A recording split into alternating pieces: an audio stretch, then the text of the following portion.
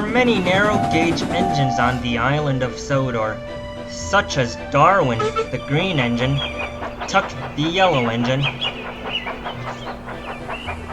and Skarloey, the little old engine. He lives on a narrow-gauge railway called the Skarloey Railway, which is named after him. It has a lot of beautiful scenery.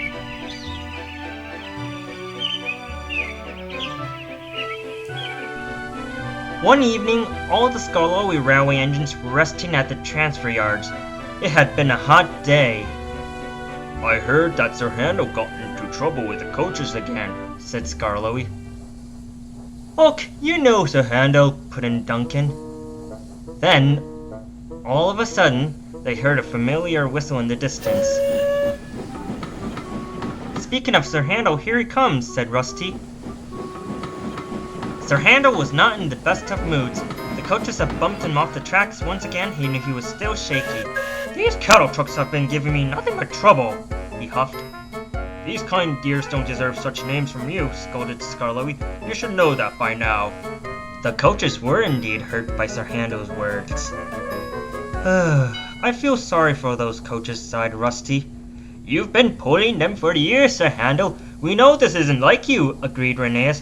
But Sir Handel was in such a mood, he didn't give a single care to what the others were saying, so he shunted the coaches away.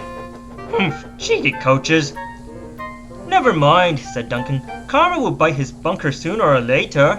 The next day, Sir Handel was no better than he was before. He bumped the coaches as he arrived at Glenlock Station.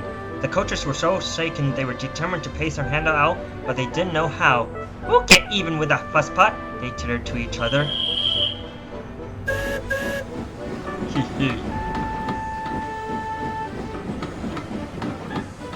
Soon Sir Handel came back to the transfer yards, feeling very pleased with himself. "This rubbish is easy," he boasted. "The coaches haven't played a single trick on me."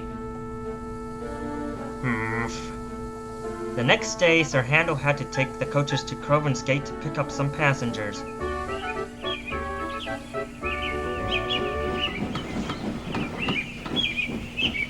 The coaches decided to finally put their plan into action. "Tee-hee," they giggled to themselves. As Sir Handel was approaching the junction, the coaches gave him a completely hard bump. "Take that!" they shouted as he pushed his buffers. "Oh no!" cried Sir Handel as the coaches pushed him. "I can't stop! His driver, fireman, and guard have been knocked off." They were approaching Percival Pond, where a sign had been put up to warn them about work.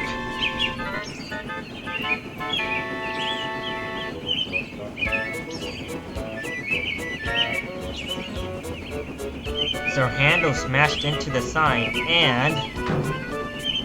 "Oh no, no, no, no, no, no, no, no, no, no, no, no! Oh no, no!"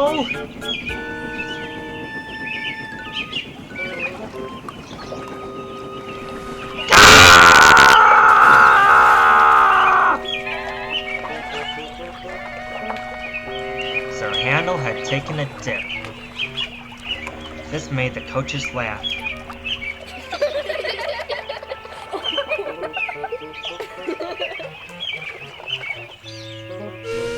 Soon, Sir Handel was rescued by Duncan. Duncan laughed. "Got yourself in a bit of a puddle, eh, Sir Handel?" he joked. "Shut up and get me back up here, Duncan!" When Mr. Percival had heard all about Sir Handel's incident, he decided to send Sir Handel back to the sheds in disgrace. "It serves you right," said Rheneas. "I agree," said Rusty.